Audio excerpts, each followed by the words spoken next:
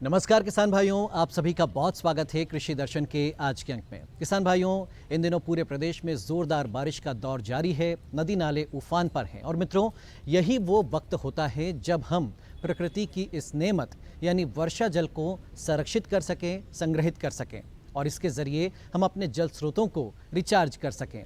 तो आज के कार्यक्रम में हम इसी विषय पर चर्चा करेंगे कि कैसे वर्षा जल को व्यर्थ होने से बचाया जाए और कैसे इस वर्षा जल से हम अपने जल स्रोत रिचार्ज करें। इसके अलावा मित्रों, हम बात करेंगे फायदेमंद केंचुआ खाद की। केंचुआ खाद के उत्पादन की तकनीकें क्या हैं और कैसे इससे खेती को फायदे का धंधा बनाया जा सकता है। तो इन दोनों विषयों पर हम चर्चा करेंगे। तो शुरुआत करते हैं अपने कार्यक्रम की और बताते हैं आपको कि आखिर वर्षा जल के जरिए हम कैसे अपने कुओं और नलकूपों को रिचार्ज करें। इस बारे में विस्तार से जानकारी दे रहे हैं डॉक्टर के.एस. भार्गव। आप कृषि वैज्ञानिक हैं देवास कृषि विज्ञान केंद्र में। किसान भाइयों नमस्कार, मैं डॉक्टर के.एस. भार्गव, वरिष्ठ वैज्ञानिक कृषि विज्ञान केंद्र देवास, आप सभी को ये बताना चाहता हूँ कि आजकल वर्षा की जो स्थिति है बहुत ही अनिश्चित हो गई है। कभी बरसात ज़्यादा होती है, कभी बरसात कम होती है। साथ ही साथ हम लोगों ने क्या फसलों में सिंचाई के लिए जो हमारे जल के प्राकृतिक स्रोत हैं उनका इतना ज़्यादा दोहन किया है, जिसके कारण हमारे कुएँ पूरे सूख गए हैं। ट्यूबवेल में भी पानी का जो जल स्तर है नीचे चला गया है, बावड़ी और तालाब में तो पानी है ही नहीं है। तो ऐसी स्थिति में इनको पुनर्जीवित करने के लिए सिंचाई जल का फिर से पुनर्भरण अति आवश्यक है, जिसके कारण हमारा जो ज़मीन में जल स्तर है उसको बढ़ाया जा सके और हमारे पानी को पीने के लिए, साथ में पानी की जो क्वालिटी ख़राब हो गई है उसको सुधारा जा सके। इन सब काम को करने के लिए अगर हमने वर्षा का संरक्षण नहीं किया तो हमें बहुत ही परेशानी का सामना करना पड़ेगा। अतः मेरा आप सभी से एक बार निवेदन है कि हम कुआं का पुनर्भरण करें और अपने जो जल ट्यूबवेल है उनका ही पुनर्भरण करें। इसी तारतम्य में कृषि विज्ञान केंद्र देवास द्वारा एक जो हमारा ट्यूबवेल है उसको रिचार्ज सिस्टम को अपनाया गया है, उसके बारे में आज आपको थोड़ा बताना चाहूँगा। ये रिचार्ज सिस्टम के लिए हमने जो हमारा ट्यूबवेल है उसका चुनाव किया है और इसके लिए हमने वर्षा का जो जल है, जो हमारे ऑफिस बिल्डिंग है, जो कार्यालय की जो हमारी वो बिल्डिंग है उसकी छत का हमने उपयोग किया। जो भी हमारा वर्षा का जल हमारे उस पर कार्यालय की छत पे आता है उस सारे पानी को हमने पाइप के माध्यम से, जितने भी उसके निकासी है उन सबको एक जोड़ के पाइप के माध्यम से और हमारा जो ट्यूबवेल है उसके निकट का हम लेके आए हैं और वहाँ पर हमने एक रिचार्ज सिस्टम बनाया। जैसा कि आप ये यूनिट देख रहे होंगे, यहाँ एक हमने यूनिट बनाई है। इस यूनिट को हमने वर्षा जल संरक्षण का नाम दिया है। इसमें आप देखेंगे हमारा जो ट्यूबवेल है, ट्यूबवेल की जो केसिन है, केसिन के आसपास हमने लगभग 1.5 मीटर के व्यास की बात करें तो अर्ध व्यास 1.5 मीटर का जो अर्ध व्यास है और 3 मीटर का व्यास का एक हमने गड्ढा खोदा हुआ है और इसकी जो गहराई है ये लगभग 4 मीटर के आसपास है। और इसका जो हमारा केसिन है अब 4 मीटर की केसिन हमारी जो बाहर आ गई है, इस केसिन में हमने 2 से 5 मिलीमीटर के छोटे छोटे छिद्र किए हुए हैं और उन छिद्र की जो दूरी है लगभग हमारी 12 से 15 मिलीमीटर के आसपास है। इस तरह से हमने इस पर पूरे केसिन में छिद्र किए हुए हैं। छिद्र करने के बाद इसके ऊपर एक नरेटी या जो नारियल की जो रस्सी रहती है उसके इसके ऊपर लपेटा गया है। अब उसके बाद आप देखेंगे ये सब क्यों किया गया है, क्योंकि कई बार हमारा पानी जो वर्षा का जो पानी है छत के माध्यम से गंदा पानी आ जाता है या कुछ उसमें कंकड़ पत्थर या पत्ते वगैरह जो आ जाते हैं, तो उसको छानने के लिए छन्ना या फिल्टर का उपयोग किया गया है। तो इसे हम एक बायो फिल्टर भी बोलते हैं। तो इस तरह से हमने इसको नरेटी की रस्सी को लगाया गया है। नरेटी की रस्सी के बाद हमने इसमें जो बताया था 4 मीटर जो गहरी हमने जो गड्ढा खोदा है, इसकी दीवारों को आप देख रहे होंगे चारों तरफ से हमने इसको पक्का बनाया हुआ है। ये पक्का इसलिए किया हुआ है क्योंकि मालवा में हमारी जो मिट्टी है कई बार जैसे आप देखते होंगे जब सूखा होता है, यानी कि जो अप्रैल या अपना जून के महीने के उस समय ये हमारी मिट्टी क्या है सिकुड़ती है, लेकिन जब बरसात का सीज़न आता है तो उसी समय ये मिट्टी फूलती है, जिसके कारण हमारा स्ट्रक्चर टूट फूट सकता है। इसलिए हमने इसको इस दीवारों को पक्का बनाया है। फिर इसका जो नीचे का 1.3 मीटर की जो गहराई है उसमें हमने काले काले बोल्डर भरे हुए हैं और उसके बाद जो बीच का जो हमारा 1.3 मीटर का जो हिस्सा है उसमें हमने काली गिट्टी भरी हुई है और ऊपर की जो परत आप देख रहे होंगे इसमें हमने रेती भरी हुई है। तो जो भी हमारा पानी छत के माध्यम से या पाइप आप देख रहे हैं, पाइप लगा है, इस पाइप में जो पानी आता है वो सारा पानी अगर कोई भी इसमें गंदगी या कोई भी अशुद्धियाँ इसमें आती हैं तो ये फिल्टर में आके रुक जाती हैं। तो इस तरह से हमने ये रिचार्ज सिस्टम का एक प्रयास किया गया है। इसको हमने 2019 में बनाया था उस समय की मैं वर्षा की स्थिति में थोड़ी सी बात करना चाहूँगा। हमारा जो छत का क्षेत्रफल है, जो हमारे कार्यालय के छत का क्षेत्रफल है, वो लगभग हमारा 294 वर्ग मीटर है। 294 वर्ग मीटर का जो पानी अगर हम बात करें तो मान लो हमारे जो देवास ज़िले की औसत वर्षा है, वार्षिक वर्षा है, वो लगभग 1 मीटर यानी कि 1000 मिलीमीटर के आसपास है। तो उससे अगर हम देखेंगे तो हमें एक सीज़न में औसतन देखेंगे तो लगभग 2,94,000 लीटर पानी हमारा संग्रह होके हमने इसमें कुएं में जल स्तर में उतारा है, जो कि पानी हमें भविष्य में मिल जाएगा। 2019 में 1450 मिलीमीटर बरसात हुई थी। तो 1450 मिलीमीटर के हिसाब से देखेंगे आप तो उसमें हमारे जो वर्षा का एरिया है 294 वर्ग मीटर, उसमें से लगभग 4,28,000 लीटर पानी हमने 2019 में इस ट्यूबवेल के माध्यम से रिचार्ज किया है, जिसके कारण के जल स्तर को बढ़ाया जा सके। तो इस तरह से आप देखेंगे। अब इसमें हम लोगों ने इस बार एक मोटर भी डाली है, हम इसकी टेस्टिंग कर रहे हैं। इसमें टेस्टिंग के माध्यम से ये जानेंगे कि हमारा एक्चुअल में कितना पानी हमारा जो फ्लो है और इसमें से डिस्चार्ज के माध्यम से हम इस साल इसकी टेस्टिंग शुरू कर रहे हैं। हमने मोटर भी डाल रखी है, इस बार हम इसकी जांच करने जा रहे हैं। तो मेरा सभी किसान भाइयों से अनुरोध है कि इस तरह का कोई भी फिल्टर यूनिट बना के आप छत का पानी भी ले सकते हैं, या कोई बगल में नाला जा रहा है तो अच्छे नाले का पानी भी ले सकते हैं। कोशिश करें अगर छत का पानी रहता है तो ज़्यादा हमारा फ़ायदेमंद रहेगा। तो कृषि विज्ञान केंद्र के इस यूनिट को कई लोगों ने इसको देखा है और इस यूनिट को अपना करके अपने यहाँ भी जो ट्यूबवेल के रिचार्ज सिस्टम अपनाए हुए हैं और ज़्यादा से ज़्यादा उनका फ़ायदा ले रहे हैं। अतः मेरा सभी किसान भाइयों से अनुरोध है कि ज़्यादा से ज़्यादा इस यूनिट को बनाएं और हमारे जल का जो दिनों दिन नीचे जाता रहा, जल स्तर जो जल का हमारा नीचे जा रहा है, उसको उपयोग कर सकते हैं। उसका एक और फ़ायदा ये है कि इसका जो अगर मान के चलो किसी कारण बस हमारी इसकी क्वालिटी डिटोरिएट हो रही है, यानी क्वालिटी ख़राब हो रही है हमारी जल की, तो उस जल की क्वालिटी को सुधारने के लिए या गुणवत्ता को सुधारने के लिए जितना ज़्यादा से ज़्यादा वर्षा का पानी आप, क्योंकि वर्षा का पानी हमारा एक शुद्ध पानी होता है, तो उसको उतारेंगे तो ज़मीन में उतारेंगे तो हमारा अगर खारा पानी भी है तो उस खारे पानी को हम धीरे धीरे उसमें मीठे पानी के रूप में भी परिवर्तित कर सकते हैं। तो ये यूनिट से आपका जल स्तर भी बढ़ेगा, पानी की गुणवत्ता भी बढ़ेगी और सिंचाई के लिए भी हम उपयोग कर सकते हैं, जिससे कि जीवनदायिनी एक सिंचाई हम आसानी से इसमें कर सकते हैं। तो सभी किसान भाई ज़्यादा से ज़्यादा इसको अपनाएं और इसका लाभ लें। धन्यवाद सभी किसान भाइयों, नमस्कार। किसान भाइयों, वक्त एक ब्रेक का है, जल्द हाजिर होंगे ब्रेक के बाद।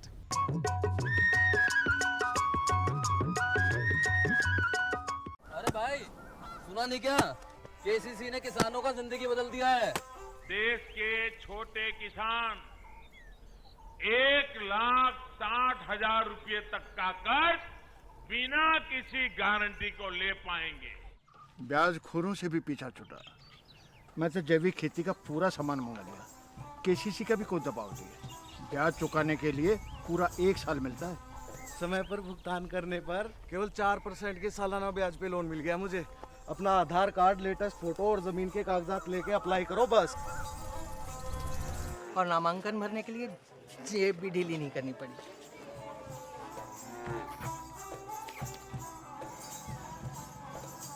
चाचा, उधार चुकाने के 24 घंटे के बाद उतने ही पैसे वापस निकाल सकते हैं। केसीसी ने किसानों की जिंदगी वाकई बदल दी है। तो आप भी किसान क्रेडिट कार्ड अपनाएं और सहजता से ऋण पाएं। अरे सुन तो। मुझे क्या सुनाना चाहते हो? जो सुनाओ मेरी सौतन को। किसको? अरे वही तुम्हारा मोबाइल फोन जिससे सुबह शाम दिन रात चिपके रहते थे और कहते थे किसान कॉल सेंटर से बातें हो रही हैं। अच्छा, ये बात है। हाँ, क्यों? क्या हुआ?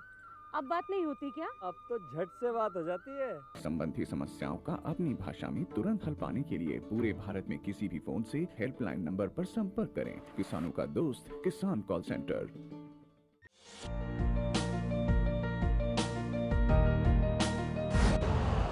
यूरिया का स्वदेशी उत्पादन 70 लाख टन बढ़ाने के लिए 6 उर्वरक संयंत्रों का उद्धार किया जा रहा है। FCIL के गोरखपुर, सिंदरी, तलचर और रामागुंडम संयंत्र, HFCL की बरौनी इकाई और BVFCL की नामरू फोर्थ। सोने पर सुहागा ये है कि देश में अब बनेगा सिर्फ नीम लेपित यूरिया, क्योंकि इससे होगा किसानों का फायदा ही फायदा। अनाज का उत्पादन 10% तक बढ़ेगा। बढ़ेगी 10 से 15% नाइट्रोजन क्षमता।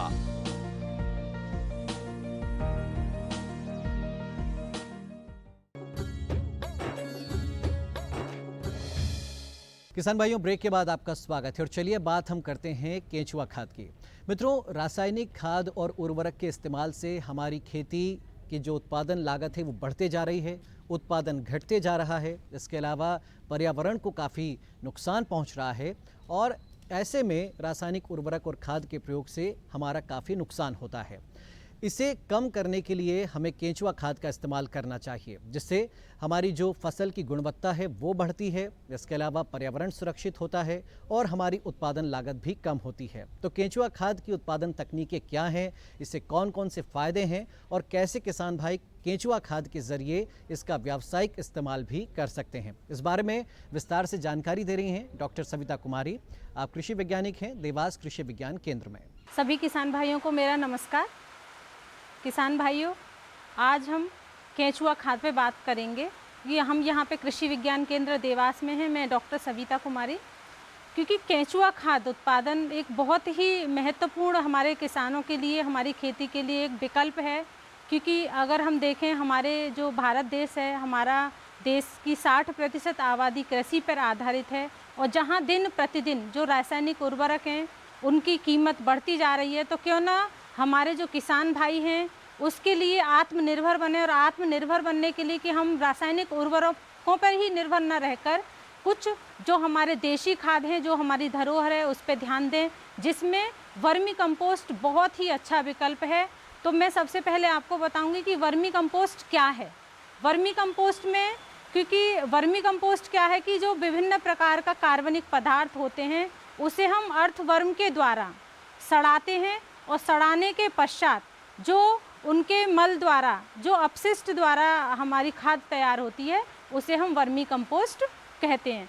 अच्छा, इसमें वर्मी कंपोस्ट में कौन कौन से केंचुए हैं जो हम वर्मी कंपोस्ट बनाने के लिए प्रयोग में ला सकते हैं। वैसे तो भारत में करीब 300 प्रजातियां वर्मी कंपोस्ट की पाई जाती हैं, लेकिन इसमें मुख्य रूप से 2 प्रकार के केंचुए काम में आते हैं। एक होते हैं सतही केंचुए। सतही केंचुए की जो लंबाई है ये 3 से 4 इंच के होते हैं और ये क्या करते हैं कि ज़्यादातर इनको कार्बनिक जो पदार्थ हैं उन्हें खाना इनको पसंद होता है।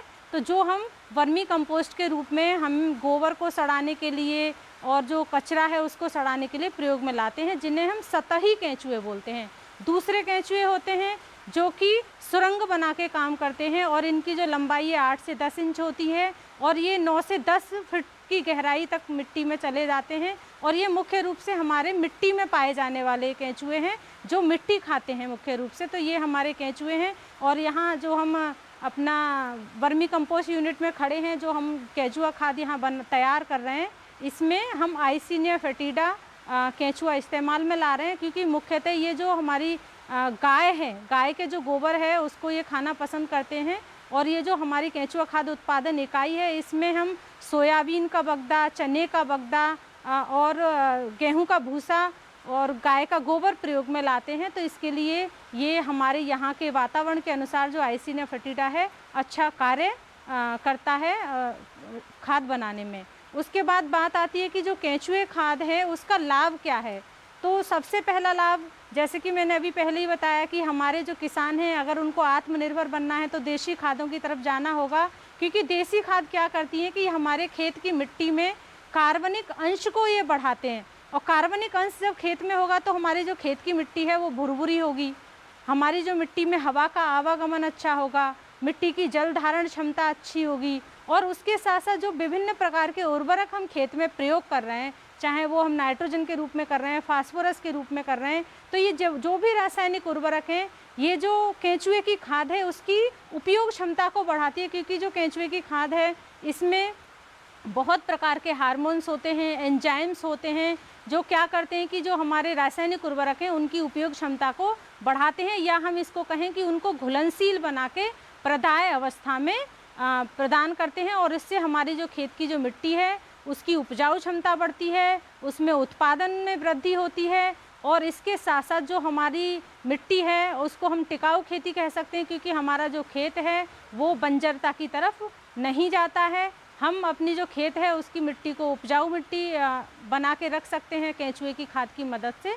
तो ये जो केंचुए हैं ये बहुत ही महत्वपूर्ण है और इसकी जो खाद है वो बहुत ही महत्वपूर्ण है। दूसरी चीज़ जो हमारी केंचुए की खाद है, इसमें अगर हम पोषक तत्वों के स्तर की बात करें, क्योंकि आपने देखा होगा कि हमारे ज़्यादातर किसान भाई क्या करते हैं कि आप गांव में घूरे के रूप में जो कचरा है उसको डाल देते हैं, और वो क्या होता है कि वो ठीक से सड़ नहीं पाता है।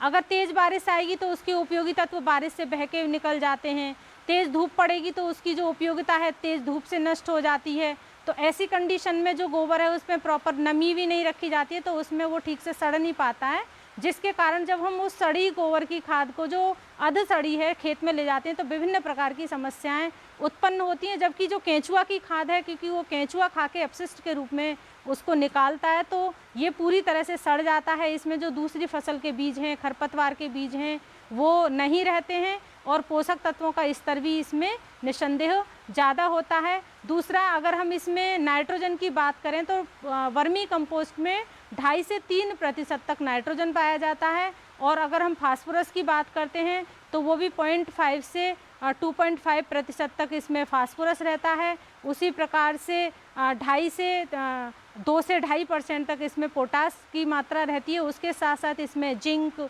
सल्फर और विभिन्न प्रकार के जो सूक्ष्म पोषक तत्व हैं इसमें उपस्थित रहते हैं, जो कि हमारी जो फसलें हैं जो मिट्टी से भोजन प्राप्त करती हैं उसके लिए बहुत ही उपयोगी रहते हैं। साथ ही साथ मैं ये भी बताना चाहूँगी कि जो केंचुए हम खेत में डालते हैं, केंचुए के अंदर क्या है कि ये करीब 28 दिन में ये मैच्योर हो जाते हैं और प्रजनन योग्य हो जाते हैं, और एक केंचुआ एक सप्ताह में 2 से 3 कोकून देता है और एक कोकून में 3 से 4 अंडे रहते हैं। तो हम ये कहें कि 6 महीने में एक केंचुआ करीब 250 केंचुए बना देता है। जब हम उस केंचुए की खाद को खेत में डालते हैं तो उसमें जो हमारी कोकून है या अंडे के रूप में जो केंचुए हमारी केंचुए की खाद में हैं वो हमारे खेत में जाके मल्टीप्लिकेशन करते हैं, और उसमें हमारे खेत में जो जीवाणु शक्ति है वो बढ़ती है। और इससे हम ये कह सकते हैं कि जो खेत है, क्योंकि हमारी जो मिट्टी है, मिट्टी के 3 महत्वपूर्ण घटक हैं, मिट्टी का भौतिक गुण, रासायनिक गुण और जैविक गुण, और ये तीनों का संतुलन होना बहुत ही अच्छी फसल के लिए आवश्यक है। यदि हम खेत में रासायनिक उर्वरक के साथ साथ देशी खाद खेत में डालेंगे तो हमारे खेत का भौतिक गुण और जैविक गुण बहुत अच्छा रहेगा। तो किसान भाइयों, आज के कृषि दर्शन कार्यक्रम में इतना ही। चलते चलते आप देखिए खबरें खेती की, और मुझे दीजिए अनुमति। नमस्कार।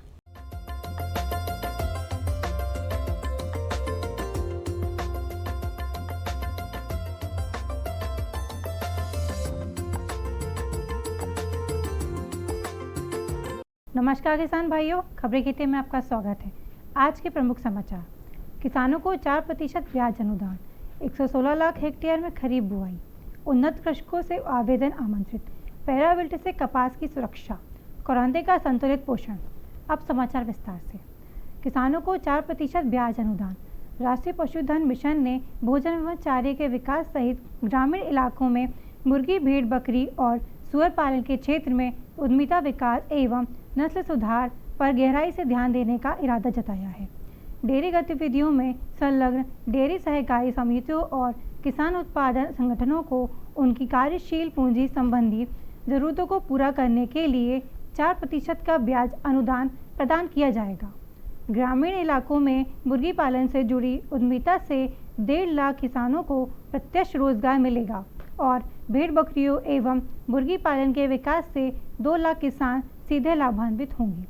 अधिक उत्पादन देने वाले लगभग 7.25 लाख पशुओं को जोखिम प्रबंधन के तहत कवर किया जाएगा, जिससे 3.5 लाख किसान लाभान्वित होंगे। पशुपालन एवं डेयरी परिचर्चा का आयोजन। पशुपालन एवं डेयरी विभाग ने one health concept to practicality विषय पर विभिन्न हितधारकों के साथ पैनल परिचर्चा का आयोजन किया। इसके जरिए देश में वन हेल्थ इकोसिस्टम एक प्रमुख हितधारकों को एक साथ लाया गया।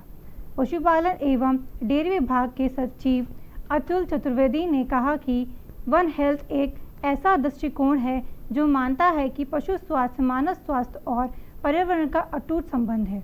इस प्रकार पशु स्वास्थ्य के प्रभावी प्रबंधन ने मनुष्यों में बीमारी के फैलाव को रोकने में महत्वपूर्ण भूमिका निभाई है। इस प्रकार काफ़ी धन की बचत होती है, जिसका उपयोग अंततः मनुष्यों में संक्रमण की रोकथाम और उससे मुकाबला करने में किया जाएगा।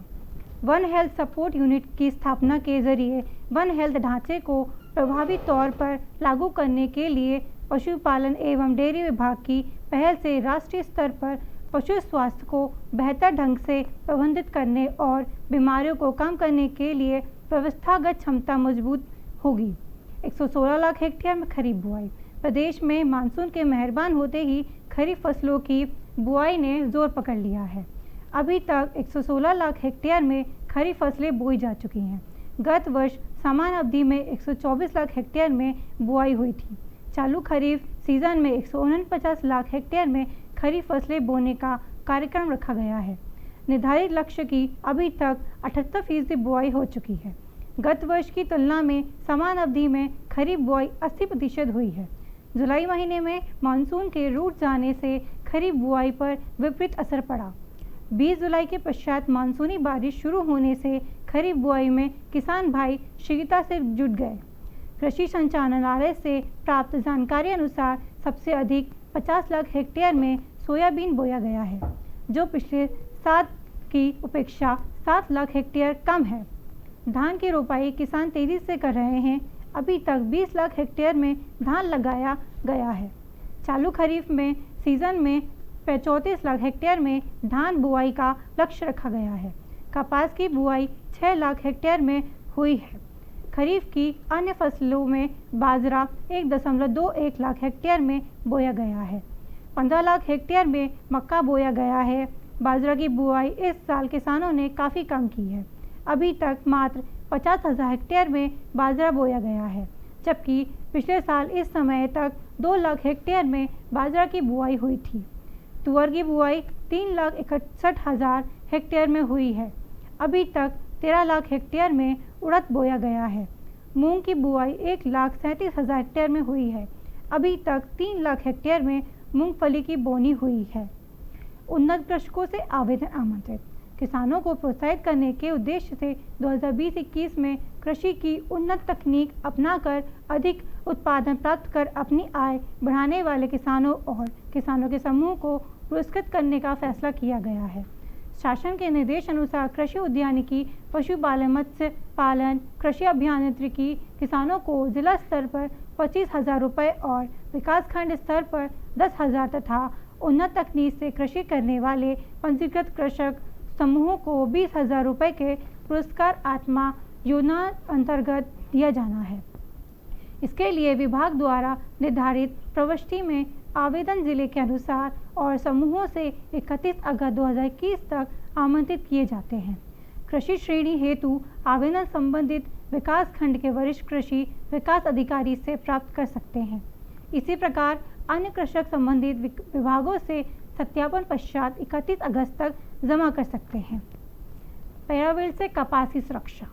पैरावत उटका रोग विल्ट की तरह दिखाई देता है तथा इसके प्रकोप से अचानक पूरा पौधा मुरझाकर सूख जाता है। एक ही स्थान पर कुछ पौधों में से या तो पौधों को सूखना इस रोग की मुख्य पहचान है।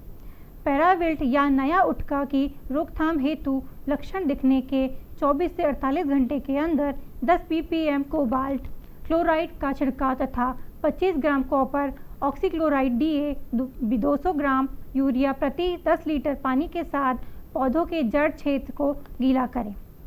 करौंदे का संतुलित पोषण। करौंदे के पौधे को प्रारंभिक वर्षों में प्रत्येक 3 वर्ष तक 5 किलोग्राम पची हुई गोबर की खाद, 100 ग्राम यूरिया, 150 ग्राम सिंगल सुपर फास्फेट देना चाहिए। 3 वर्ष पश्चात प्रत्येक पौधों को 300 gram urea, 450 gram single super phosphate, 225 gram muriate of potash एवं 15 से 20 किलोग्राम गोबर की अच्छी तरह से पकी हुई खाद देना चाहिए। खाद और पोषक तत्वों की पूर्ति करने के लिए गोबर की पची खाद, सिंगल सुपर फास्फेट तथा पोटाश की पूरी मात्रा तथा यूरिया की आधी मात्रा को वर्षा के प्रारंभ अथवा अंत में देना चाहिए। शेष यूरिया की मात्रा को फूल आने के बाद मार्च में देना चाहिए। धन्यवाद। आज के समाचारों में इतना ही।